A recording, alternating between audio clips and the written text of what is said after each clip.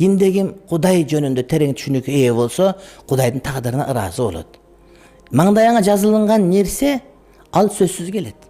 Адамзаттын бардыгы чогулуп, саң аны бербей кое турган болсо, ал бере албайт, ал сөзсүз түрдө келет. А бирок маңдайыңа жазылмаган нерсе, башың таш курсаң дагы, адамзаттын бардыгы кааласа дагы, анын сага келбестиги анык нерсе. Ошон үчүн Аллахтан тагдырды туура түшүнгөн, Кудайым көкүрөгүнө түшүнүктү салган адамдар Кудайдын тагдырына ыраазы болот. Ошон үчүн пайгамбарыбыз алейхиссалам айтат: Кудайым кайсы бир пендесине, кайсы бир инсанга жакшылык, оомат каалай турган болсо, динди аны факих кылып коет. Динди туура түшүнөт, диндин акичүксүн бамдап билет, ислам акыйдасы боюнча туура маалыматы бар деген адам, урматтуу бир тууганым. Мына ошол адам эч качан нааразы болбойт, Аллахтын тагдырына дайыма ыраазы болот. Эгер ошол адам аалым болбосо дагы, бирок Кудайды мына ушул аятын биле турган болсо, ошол бул адамга жетиштүү.